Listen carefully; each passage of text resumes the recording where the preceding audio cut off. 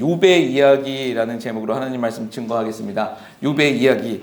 우리 42장까지 짧지 않은 내용이지만 오늘 포함해서 한 두 주 정도로 요약해서 좀 핵심만 살펴보도록 하겠습니다. 욥의 이야기는 이따도 말씀드리겠지만 굉장히 좀 복잡한 부분이 있고 또 어려운 부분이 있어요. 그러나 이제 최대한 무섭다라는 관점으로 한번 살펴보도록 하겠습니다.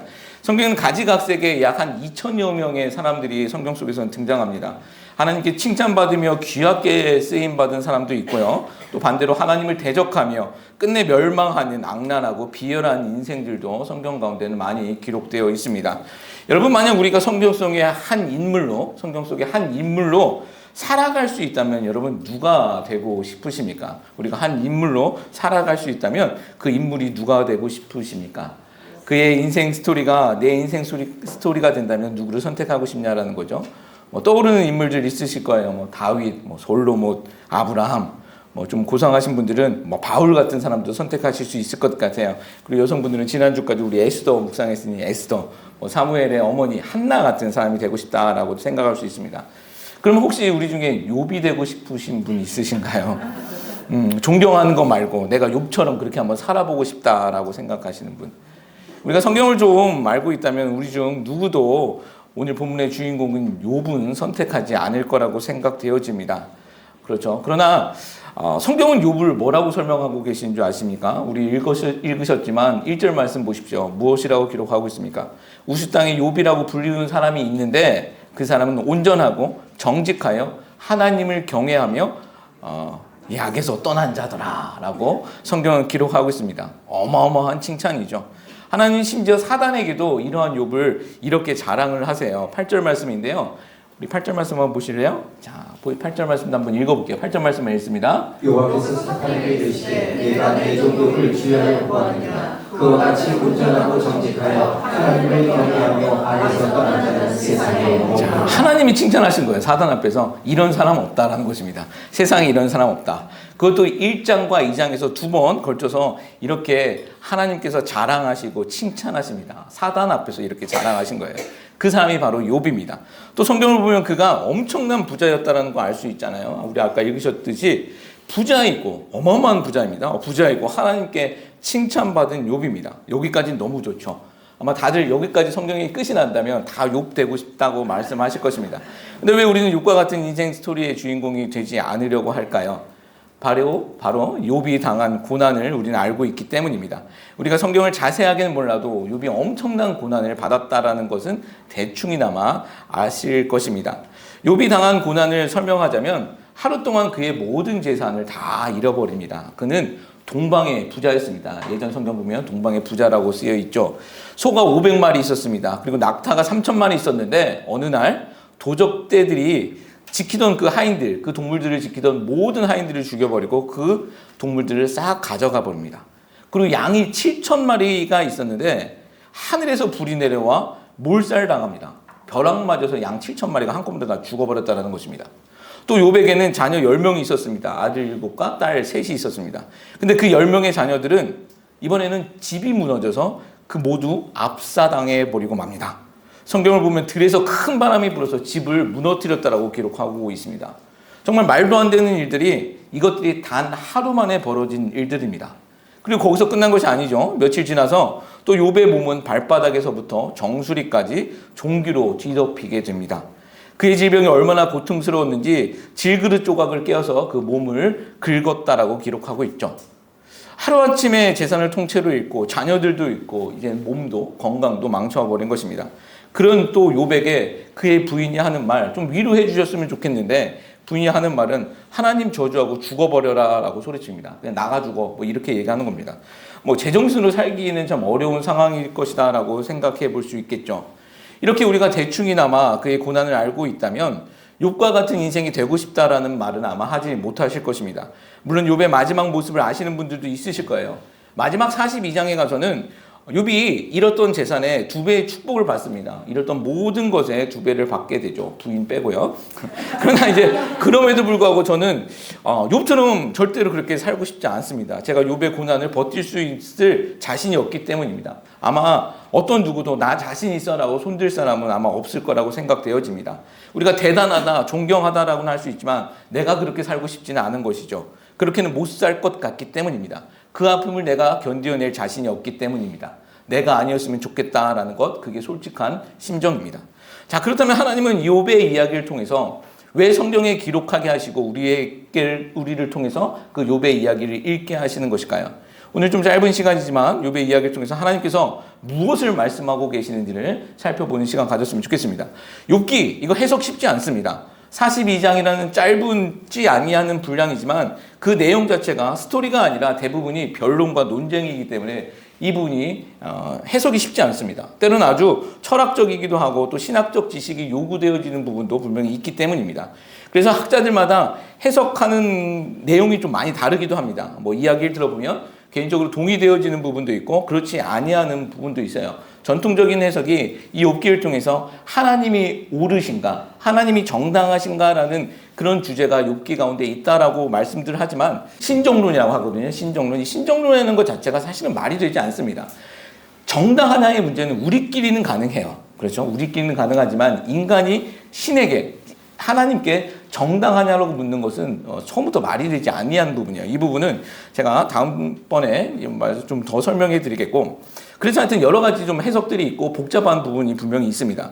그래서 오늘은 최대한 욥기를 구속사적인 관점에서만 아주 좀 쉽게 간단하게 한번 살펴보도록 하겠습니다. 간단하게 말씀드리겠지만 좀 어려울 수 있어요. 계속해서 말씀드렸듯이 성경에서는 이 구속사라는 관점이 빠지면 철학책이나 위인전이나 도덕책이 되고 맙니다. 성경은 그렇게 되고 만다는 것이죠.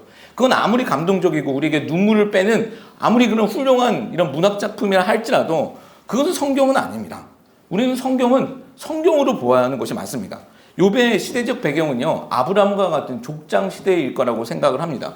왜냐하면 욥이 자녀들을 위하여 가정의 번제, 제사를 드렸다는 내용이 아까 읽었었던 5절 말씀에 기록하고 있죠.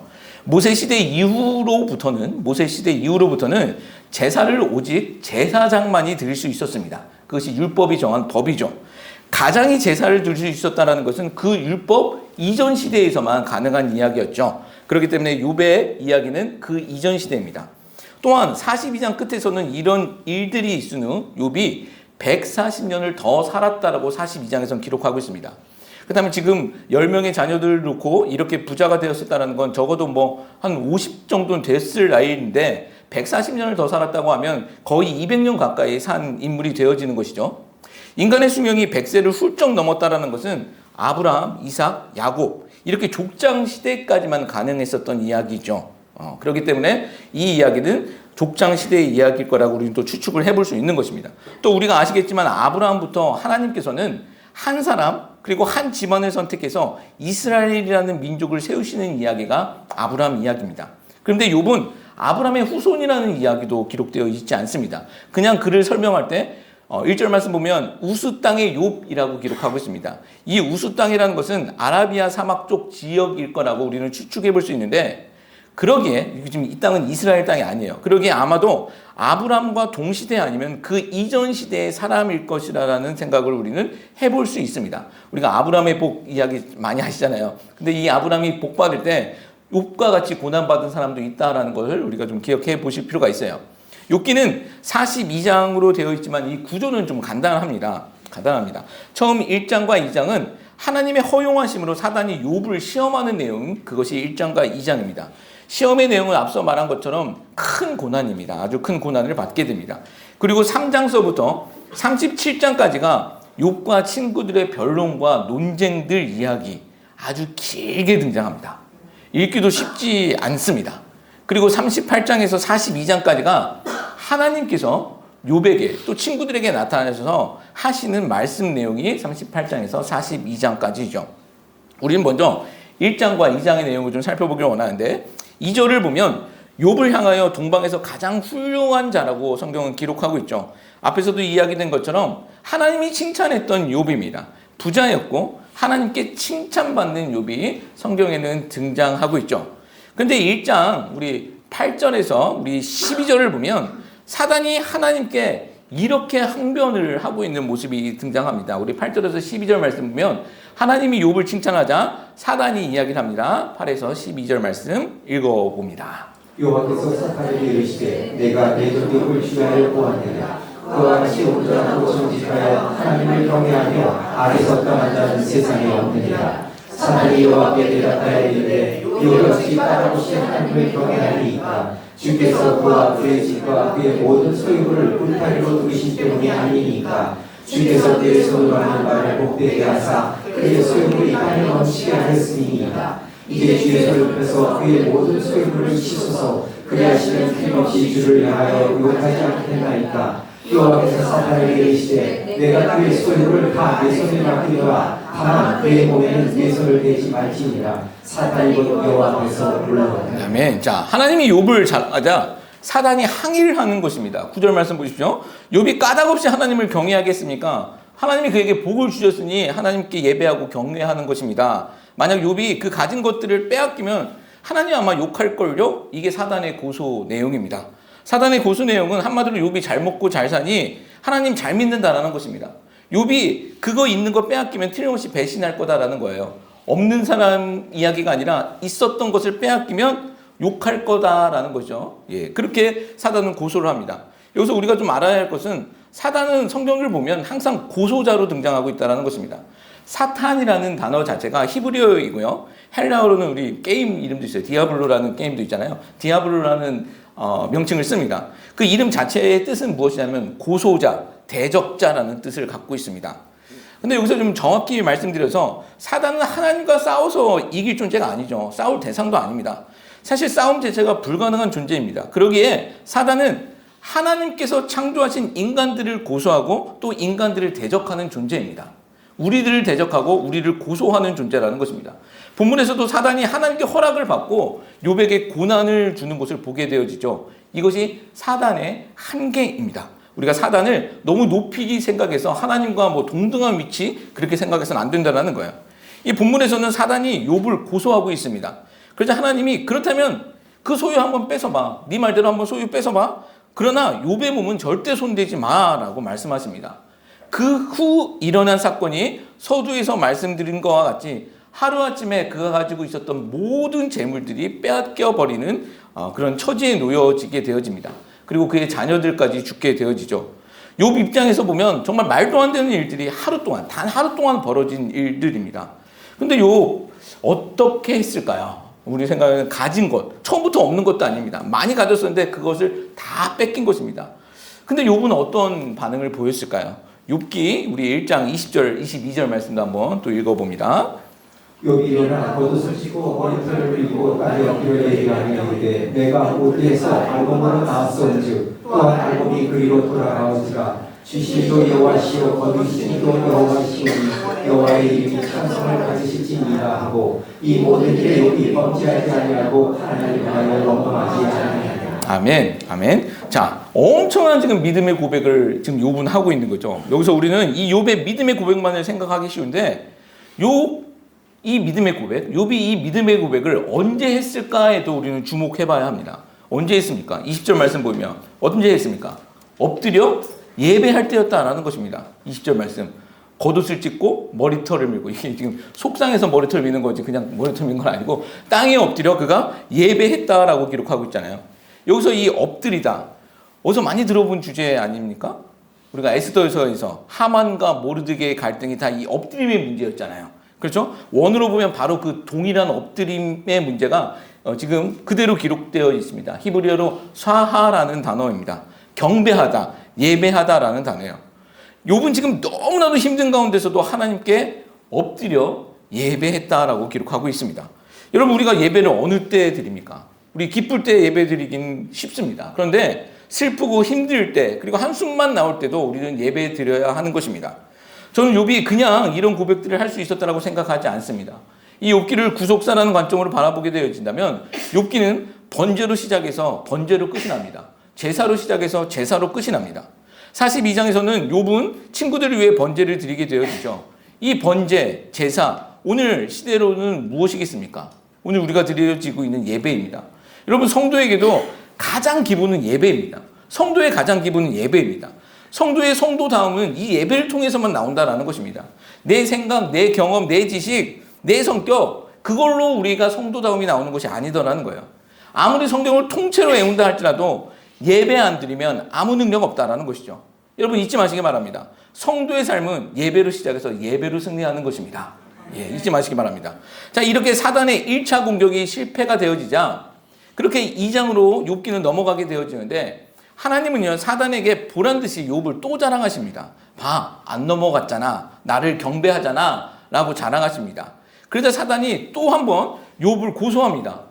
욥이 지금 재물만 잃었으니 욥이 저런 겁니다. 만약 욥의 그 건강, 몸을 치면 틀림없이 하나님 욕할 것입니다. 라고 얘기합니다. 그러자 하나님은 다시 한번 그러면 그의 몸을 한번 쳐봐. 그러나 그의 생명은 절대 건들지 말라라고 2장에서 말씀하고 있어요. 이 말을 들은 사단, 욥에게 발바닥에서부터 정수리까지 종기를 나게 만듭니다. 우리가 모기가 발바닥 물어도 되게 힘들잖아요. 근데 지금 발바닥에서 정수리까지 종기가 났다는 것입니다. 뭐 그 정도 수준이 아니라 그 고통이 얼마나 심했냐면 질그릇 조각으로 온몸을 다 긁어냈다라고 기록하고 있잖아요. 이 정도면 비참을 넘는 수준입니다.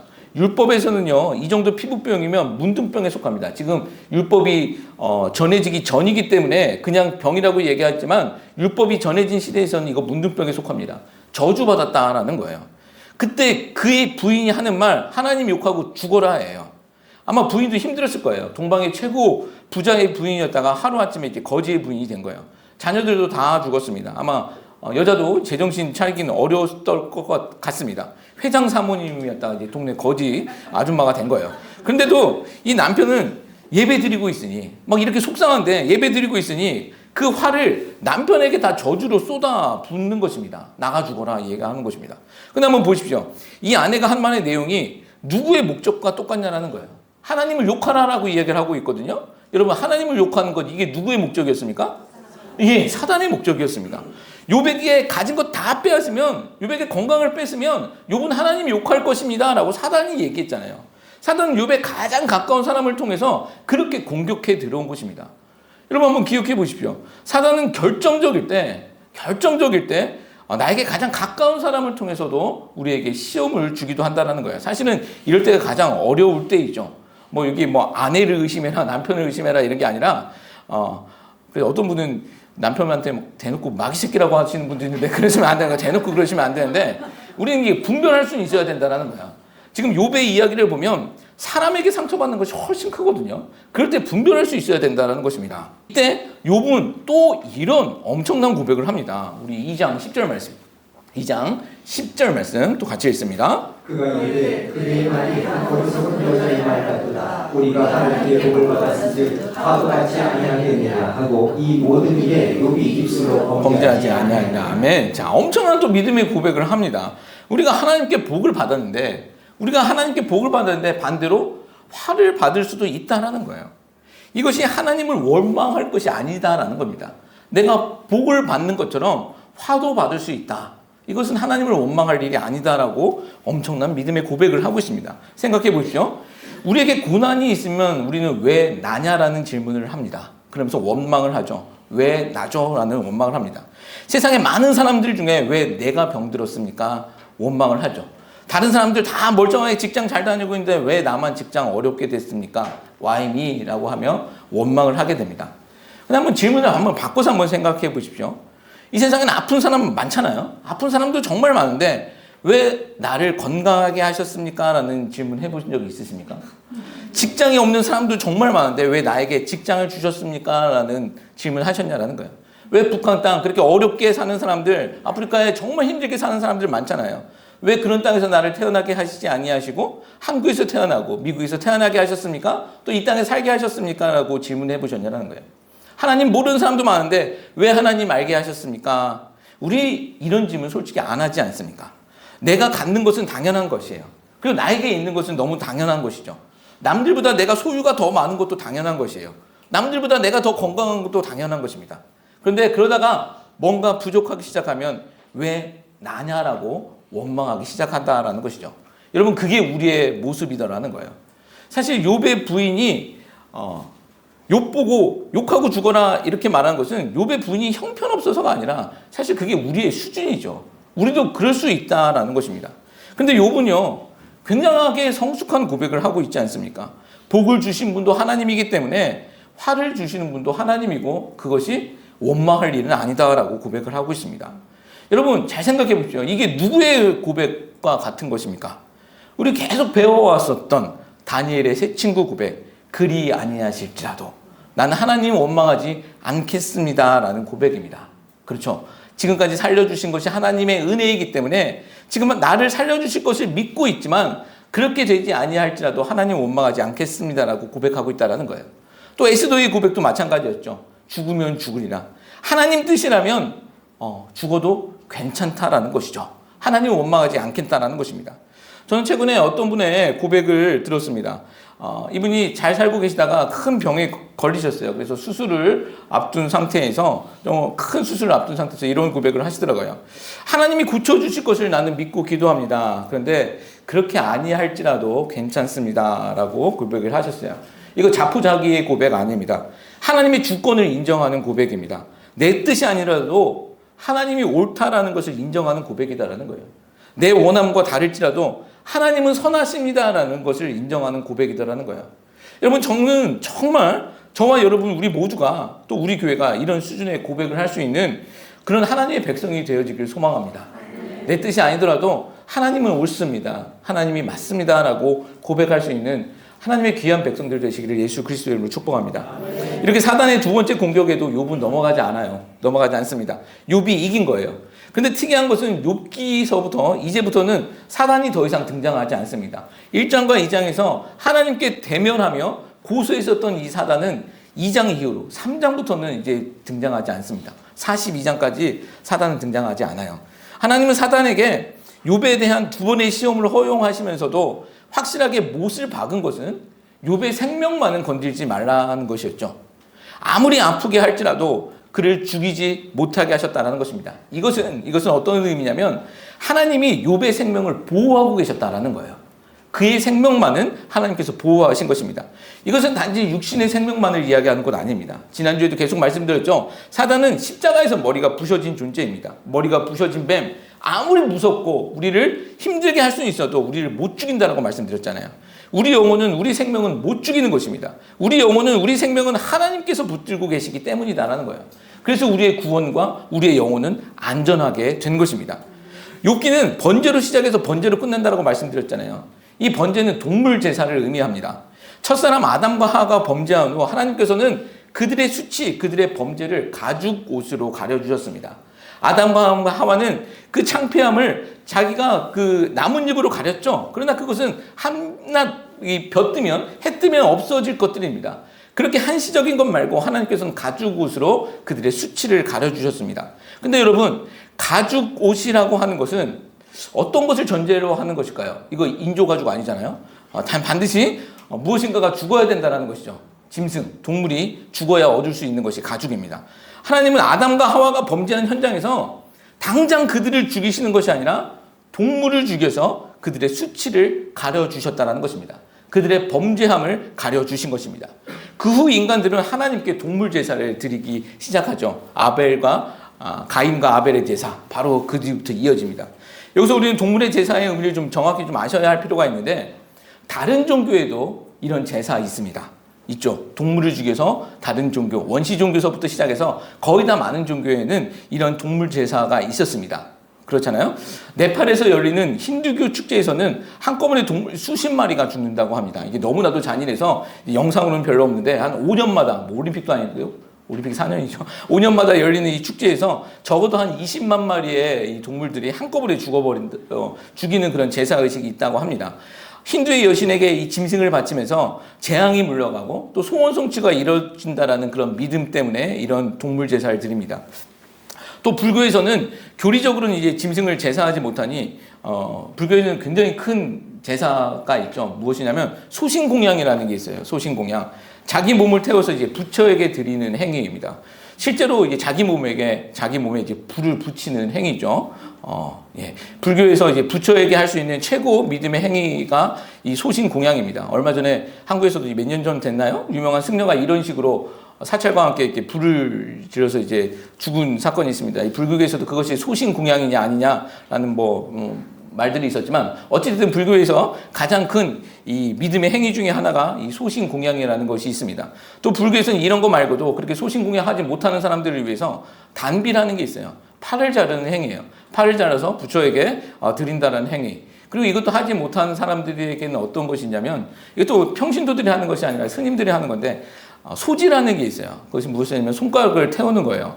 실제적으로 이제 큰 스님, 유명하시고 뭐 존경받는 스님 중에 손가락 없는 분들이 있어요. 손가락을 어떻게 하냐면 야쿠자처럼 이렇게 자르는 것이 아니라 초에 그냥 태우는 겁니다. 살과 뼈가 다 녹을 때까지 태우는 거예요. 그 고통을 참아내는 그런 행위. 사실 이런 모든 것도 제사에 속하는 거죠. 자기를 들여서, 자기를 태워서, 동물 말고 자기를 태워서 그 부처의 마음을 한번 달래보겠다. 자기의 믿음의 신실함을 증명하는 행위입니다. 성경을 모르는 사람들은 이런 종교의 제사 행위가 성경의 제사와도 같다라고 이야기할 수도 있습니다. 신을 달래기 위한 희생 제사처럼 보이기 때문입니다. 신을 달래서 소원 성취를 이루고자 하는 그런 목적이 있어 보이기 때문입니다. 근데 여러분 만약 그런 것이라면 우리가 아는 솔로몬의 1000번째 제사보다 네팔의 힌두 축제가 더 믿음이 또 효용이 있는 행위가 될 거예요. 그렇죠? 우리가 성경에서 나와 있는 제일 큰 제사가 이 솔로몬의 1000번째 제사지 않습니까? 근데 1000번째 제사는 소 1000마리 제사 드린 겁니다. 근데 이 힌두의 제사는 수십만 마리예요. 적어도 20만 마리의 제사를 드리기 때문에 그들의 제사가 훨씬 더 효용 있는 제사이겠죠. 그렇죠? 그리고 정성으로 따지자면 불교의 소신공양 우리 따라가지 못해요. 우리 그런 사람이 어디 있습니까? 우리 금식기도 하지만 이거 죽으려고 하는 거 아니에요. 근데 여러분 이런 해석이 맞습니까? 아니잖아요. 만약 신약 성경이 없다면 이런 해석도 구약으로만 본다면 이런 해석도 한번 해볼 수는 있을 것 같아요. 근데 신약으로 우리는 구약을 본다고 말씀드렸잖아요. 신약에서는 동물 제사가 더 이상 등장하지 않습니다. 실체인 신약의 빛으로 구약의 제사를 바라본다면 이 구약의 동물 제사는 단지 하나님을 달래고 우리가 소원 성취하는 그런 의도가 아니기 때문입니다. 이 제사는 아까도 말씀드렸지 나 대신 동물이 죽었다라는 거예요. 그리고 내가 살았다라는 것입니다. 이것이 가리키고 있는 최종적인 것은 예수 그리스도의 대속, 구속, 즉 십자가를 가리키고 있는 것이다라는 것입니다. 구약의 동물 제사는 세상 죄를 지고 가는 어린 양, 예수 그리스도의 대속, 대신 죽으시고 살리시는 나를 위해 대신 죽으시고 나를 살리시는 그 십자가를 가리키고 있는 그림자였다라는 거예요. 그래서 더 이상 우리에게는 동물 제사가 필요 없는 것이죠. 그렇죠? 신약을 받은 우리는 이것까지 우리가 분명히 아셔야 합니다. 근데 지금도 이제 동물 제사 운운하시는 분들이 있는데 그거 굉장히 잘못된 것입니다. 예수님께서 오셔서 동물 제사는 더 이상 필요 없습니다. 예수님께서 어린 양으로 우리를 위해 대신 죽으시고 사셨기 때문입니다. 자, 욥의 이야기가 번제 제사로 시작된다고 말씀드렸잖아요. 욥은 희미하지만 동물 제사를 드리면서 이 대속자를 기대하고 있었다라는 것입니다. 이 번제와 이 제사의 그 실체가 예수님, 그 대속의 의미이기 때문에 이 욥 역시 번제를 드리면서 이 대속자를 기대하고 있었다라는 겁니다. 여러분 신구약을 통틀어서 구원받을 수 있는 것은 예수 그리스도를 믿는 믿음뿐입니다. 예수 그리스도 때문에 구원받는다라는 것입니다. 신구약을 통틀어서 말입니다. 여러분 이것이 믿겨지십니까? 자, 그렇다면 예수님 이전에 구약 백성들은 예수님이 누구신지 몰랐습니다. 그렇잖아요. 누구신지 몰랐습니다. 태어나지도 않으셨기 때문입니다. 그런데 그들이 어떻게 구원받냐? 어떻게 구원받았습니까? 그런데 예수님은요, 분명히 이렇게 말씀하고 계세요. 요한복음 5장 39절 말씀 보여요. 39절 말씀 우리 같이 읽습니다. 너희가 성경에서 영생을 얻은 줄 생각하고 성경을 연구하거니와 이 성경이 곧 내게 대하여 증언하는 것입니다. 예, 여기서 영생을 얻는 줄 생각하고 연구한다는 이 성경이 바로 구약 성경입니다. 구약 성경이에요. 더 정확히 말하면 모세오경입니다. 근데 예수님은 그 성경이 나에 대해 증언하고 있다고 말씀하고 있습니다. 모세오경이 또 구약 성경이 나에 대해서 증언한다는 거예요. 이 말씀이 무엇이냐면 영생을 위해서 구약 성경을 보고 있지만 그 구약의 내용이 다 나 예수님을 가리키고 있는 내용이더라는 거예요. 구약은 예수님으로 해석되어져야 된다는 것이죠. 오늘 욥기 말씀을 본다면 제사를 통해서 욥은 대속자이신 예수님을 바라보고 믿고 있었다라는 것입니다. 희미하지만 그 대속자를 믿고 바라보고 있었다라는 것입니다. 여러분 우리 가운데 그래도 억지 같은데요 라고 생각할 수 있어요. 근데 욥의 고백을 한번 보십시오. 욥기 19장 우리 25절 26절 말씀 보면 욥은 또 이렇게 놀라운 고백을 합니다. 우리 같이 읽습니다. 내가 이르는 나의 대속자가 살아계시니 마침내 그가 땅 위에 서실 것이라. 내가 여기 걷기를 당할 때에도 내가 육체 밖에서 하나님을 보리라. 예, 욥은 지금 아브라함 시대의 사람이라고 말씀드렸잖아요. 율법이 아직 주어지지도 않은 시대예요. 근데 그가 이야기하는 것은 나의 대속자가 살아있다라고 얘기를 합니다. 그리고 마침내 그는 땅 위에 나타날 것이다 라고 이야기하고 있습니다. 이것은 예수님 태어나기 2500년 전 이야기거든요. 2500년 후에 있을 그 대속자 예수 그리스도에 대한 예언입니다. 예, 성령의 감동으로 욥은 예수님을 예언하고 있었다는 것입니다. 그 대속자를 통해서 내가 육체 밖에서 하나님을 보겠습니다. 죽는 것에서 끝나는 것이 아니라 그를 통해 그 대속자 예수 그리스도를 통해서 나는 영생할 것이다 라는 것도 선포하고 있다는 거예요. 여러분, 이것은 굉장히 놀라운 선언입니다. 성경도 없는 시대예요. 아마 틀림없이 하나님께서 그에게 직접 가르쳐 주신 내용일 거라고 믿습니다. 자, 제가 지금 왜 이렇게 지금 어렵게 좀 길게 좀 이야기하고 말씀드리고 있냐면, 욥기 1장과 2장에서 욥은 사단의 그 시험 앞에서 대속자 예수 그리스도를 믿는 믿음으로 이겼다라는 것을 증언하기 위함입니다. 예수님, 욥은 1, 2장에서 사단을 그 대속자이신 예수님을 믿음으로 이겼다는 거예요. 예수님이라는 이름이 등장하지 않지만 대속자를 믿는 믿음으로 이겼다는 거예요. 그래서 더 이상 이제 3장에서부터는 사단이 등장하지 않고 있습니다. 사단은 하나님을 저주하게 함으로, 욥을 통해서 하나님을 저주하게 함으로써 욥을 구원해서 탈락시키려고 했습니다. 하나님의 백성에서 탈락시키려고 했지만 욥은 대속자를 믿는 믿음으로 그 싸움에서 이겼다는 거예요.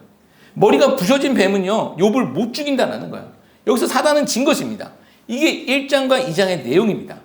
그리고 이런 관점으로 본다면 3장에서부터 여러 가지 이제 문제가 나오기 시작되어지는데, 이 3장에서부터 시작되어지는 이 문제는요, 구원의 문제가 아닌 성도가 겪는 삶의 문제라는 거예요. 1장과 2장이 우리 구원의 문제였다면, 우리가 대속자를 믿고 있는 믿음만 있다면 그 문제는 해결되어진다는 거예요. 이긴다는 겁니다. 그리고 나서 3장부터 시작되어지는 이 많은 문제들은 무엇이냐면 성도가 겪는 어려운 그 삶의 문제더라는 거예요. 자, 여기서부터 욥의 친구들과의 3장서부터 길고 긴 논쟁이 시작되어지기 시작해요. 욥의 친구들, 엘리바스, 빌다, 소발, 우리 이제 다음에 다시 한번 설명드리겠는데, 이런 인물들의 충고가 나옵니다. 그리고 그에 따른 욥의 답변으로 굉장히 길게 그 이야기들이 쓰여져 있습니다. 근데 우리가 욥기서를 읽다 보면 정말 답답할 때가 많죠. 아니, 화가 날 때가 있습니다. 정말 이래도 되나 싶을 정도의 이야기들이 왔다 갔다 하기 때문입니다. 자기의 그 정당성을 위하여 굉장히 잔인한 말들이 오고 가는 것을 욥기 말씀을 통해 볼 수 있습니다. 나의 정당함을 주장하기 위해 상대방의 그 상처를 후벼 파는 그런 무기로서 그런 분명히 그 당시로는 옳은, 그 상황 속에서는 옳은 말들이지만 그것을 통해서 공격해 들어오는 말들이 굉장히 많이 등장하고 있습니다. 다음번에도 말씀드리겠지만 욥이 당한 큰 시험은요, 단지 재산과 가족 그리고 자신에게 생긴 질병만이 아니었습니다. 몸에 종기가 생겼을 때도, 또 그의 아내가 하나님을 욕하고 죽으라고 소리쳤을 때도, 그러나 그때는 욥은 입술로도 범죄하지 않았다라고 기록하고 있죠. 그런데 그가 어느 때 흔들리기 시작하냐면 친구들이 와서 이제 위로와 충고를 시작할 때부터입니다. 재밌지 않습니까? 친구들이 와서 위로와 이제 충고를 시작할 때예요.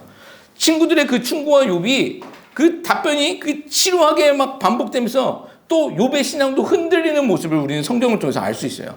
다시 한번 말씀드리는 것은 이 부분은 구원이 흔들리는 문제가 아니에요. 구원받은 사람들도 신앙에 업다운이 있듯이 신앙이 흔들리는 문제입니다. 욥기서를 읽어보면 친구들의 충고가 오히려 가장 큰 시험거리로 욥에게 다가옵니다. 그러니까 아프고 빼앗긴 것은 별거 아닌 것 같아요. 그 뒤에 나타나는 그 잔인한 그런 질문들이 더 욥을 힘들게 만들더라는 거죠. 위로가 필요할 때 우리는 충고랍시고 욥을 시험하고 있는 이런 친구들의 모습을 우리는 욥기를 통해서 볼 수 있다는 거예요. 여러분, 이것을 통해서 우리가 알 수 있는 것은 무엇이냐면 예수님 시대에도 바리새인과 서기관들의 모습을 우리가 볼 수 있습니다. 이 친구들의 모습 속에서 오버랩 되어진다는 거예요. 아파하고 지금 장애받아서 힘들어하는 사람에게 바리새인과 서기관들이, 그 사람들은 무엇이라고 말합니까? 저 사람이 누구 죄 때문에 저렇게 아파합니까? 누구 죄 때문에 저렇게 벌받고 있습니까? 얘기합니다. 이렇게 잔인한 것이 인간들의 모습이더라는 거예요. 여러분, 아파하는 사람들이 있다면 어설픈 충고 이런 것보다 손 한번 같이 잡아주고 울어주면 됩니다. 그렇잖아요. 그게 가장 큰 위로가 될 때가 굉장히 많더라는 것도 잊지 않으셨으면 좋겠습니다. 제가 예전에 어떤 분한테 들었는데 병원에서 주사를 이제 환자가 맞으셨는데 이 주사에 부작용이 좀 있으셨던 것 같아요. 막 이제 몸이 떨리고 막 하는 그런 상황에 어떤 환자분이 있었다는데 이제 그분에게 이제 주사 이거 당장 맞았는데 약간의 쇼크고 조금 지나면 괜찮습니다라고 계속 서에서 설명해 주는데도 그 환자가 그걸 받아들이지 못하고 벌벌벌 떨더라는 거예요. 그때 그분이 그 환자의 손을 이렇게 꾹 잡아줬더니 그때서야 진정해지더라는 거예요. 여러분 이럴 때 참 많습니다. 그렇죠. 정말 힘들고 아플 때는요, 같이 뭐 설명해주고, 뭐 충고해주고 그런 거 하지 말고, 그냥 손잡아주고 같이 울어줄 때가 가장 큰 위로가 되어질 때 많더라는 거예요. 욥의 이야기 통해서도 우리는 그런 것까지도 볼 수 있어야 합니다. 제가 말씀을 정리하겠습니다.